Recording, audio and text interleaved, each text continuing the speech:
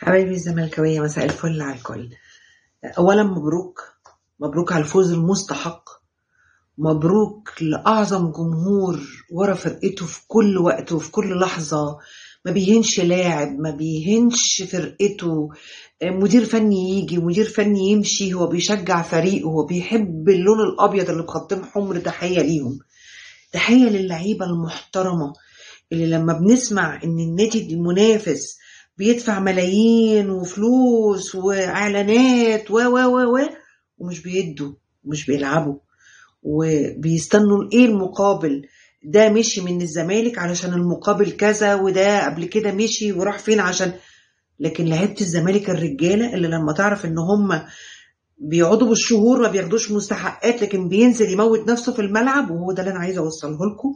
ما تبلعوش الطعم بتاعت اللجان اللي بتقعدوا تقول لكم هاجموا زيزو الماتش اللي فات وتهاجموه، وده بقى عاله واصله بيفكر ومش لاك ده مين وده مين. تعال اقول لك كده، النادي التاني حد بيتكلم ان عنده 2 محترفين اصلا؟ واحد امبارح في الماتش ما لعبش اللي اسمه رضا مش عارفه ايه، والتاني ماشي ولا بيدي. حد بينتقد يقول لك ازاي المحترفين دول ما بيعملوش حاجه، ازاي المحترفين دول ما بيلعبوش، ازاي ما بيأدوش. مفيش الكلام ده، محدش بينتقد. انت فرقتك اللعيبه بتنزل تلعب. اديكوا شفت المدير الفني عمل ايه لما ما قبضش؟ انا عايز امشي. يعني في لعيبه مشيت سابتك في عز ما انت عندك مشاكل. يبقى ما تهاجمش لاعب وما تبلعش طعم لجانهم. وهنا انا بتكلم على ماتش امبارح. انا مش شمتانه، بس انا كنت من كتر الشماته بتاعتهم والتريقه والهجوم يعني بقيت اقول لهم كفايه شماته، كفايه اهانات، واحنا مش عارفه بطل الارض ونص الارض وكل الارض. وهنا انا بوجه كلامي، انتوا اللي خليتوا جمهوركم يشتم ويهين، لان انتوا وصلتوه لوهم انت بطل نص الارض. وطلعت في الاخر بطوله وديه وماتش مؤهل مع العين بيأهلوا للماتش اللي لعبه امبارح اللي لسه فيه نهائي، خلوتوه بطل نص الارض. بنعرف كرة ورياضة من زمان، من منذ انشاء كرة القدم. عمرك سمعت عن بطولة ودية ولا بطولة رسمية بتخلي فرقة تبقى بطلة نص الارض؟ والمحيط الهادي، انتوا عمركم سمعتوا حاجة زي كده؟ المحيط الهادي والبحار، انتوا فاهمين يعني ايه كمان المعزلة؟ ان في اعلام بيأكد على الكلام ده وبيقول لهم بطل نص الارض ومبروك نص الارض وانتوا. انت متخيل لما اعلام يطلب من عمرك شفت في اي بلد في الدنيا، في اسبانيا بتوع الريال بيقولوا لهم لو بتوع الريال ما شجعتوش برشلونة في بطولة اوروبا يبقى انتوا خاينين وانتوا لازم تتمنعوا لان ده بيمثل اسبانيا، ده مش عارفه الهلال بيمثل السعوديه يبقى لازم النصر يشجعه، اصل مش عارفه ليفربول. لو انتوا عمركم شفتوا ده غير هنا؟ انتوا عارفين انتوا بتوصلتوا انه لازم المصريين كلهم. طب انا كمصريه دلوقتي حضرتك كنت بتطالب مني اشجع وهم خسروا، المفروض ازعل؟ انت ازاي؟ انتوا ازاي؟ هو ابن مين في مصر؟ انتوا ازاي بتعملوا كده؟ انتوا ازاي مش وانتوا بتتكلموا مش متخيلين ان في ناس عندها عقول وفكر وناس مثقفه وناس متعلمه لما بتسمع الكلام ده بتقول هو ايه؟ هو بيحصل ايه؟ انت ابراهيم فايق ميدو ما يظهرش، مش عارفه مين ما يظهرش، يطلع واحد زي زكي عبد الفتاح، اللعيبه الهلافيت ما بيفهموش حاجه لازم. هو في ايه ده؟ هو في ايه؟ انتوا الحاجه الوحيده اللي بتمثل اي دوله هي منتخبها. احنا لما كنا مصنفين الاول افريقيا لما كانت المنتخب المصري واخد ال4 بطولات افريقيا ورا بعض، هو ده اللي بيمثل مصر. لكن انت عايزني انا كمشجعه منتميه لنادي اشجع نادي عشان يبقى اكثر مني بطولات ويقعد يتريق؟ انتوا خونتوا الناس. انتوا وصلتوا للناس دي ان ناديهم ده اعظم نادي، احسن من ريال واحسن من برشلونه، وان ريال مدريد خايف يقابلهم، وان هم هينزلوا يكسبوا ريال مدريد، وان هم ما بينزلوا ان هم اعظم لعيبه. تحصل مشاكل، تحصل خناقات بين لعيبه. انتوا بتقولوا امام ده من يوم ما راح عندكم هو قضايا وسب وخناقات، ماليش دعوه. بس انتوا بتتكلموا الفرق بين هنا وهنا، واصل ده متربي هنا. هو عمر ما كان عندنا بيعمل كده. كهربا وحاطين صورتهم الصبح، يلا الحرقين هم اللي كايدين هم، يا ترى مش عارفه الناحيه البيضاء عامله ايه. هو انتوا بتتكلموا في ايه؟ انتوا بتتكلموا عن مين؟ بتتكلموا عن كهربا اللي احنا استفدنا منه في الاعارات لما تسافر اعاره احنا خدنا بطولات. بتتكلموا على امام اللي كان بيقعد عندنا احتياطي. اللي ما كانش يقدر يتكلم، اللي ما كانش يقدر يروح افتتاحات ولا محلات ولا يخش حتى على السوشيال ميديا. انتوا بتتكلموا عن مين؟ بتتكلموا عن ناس احنا صنعناهم. جوميز ده احنا اللي صنعناه. وبالمناسبة وافتكروا كلامي كويس جدا اللي بقوله، شهر واحد او شهرين جوميز كده كده خد مقدم عقد، وقال لهم لو حصل فسخ عقد هاخد عقدي بالكامل.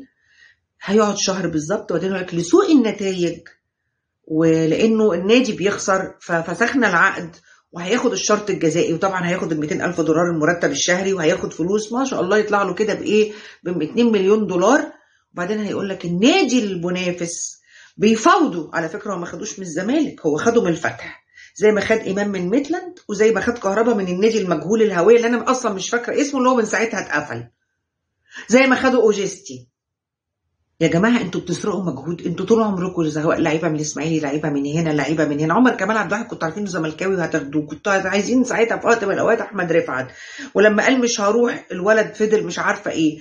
امام عشان كان عندنا، كهربا ده كان عندنا، هو اللي تالق لما كان عندكم مش متالق.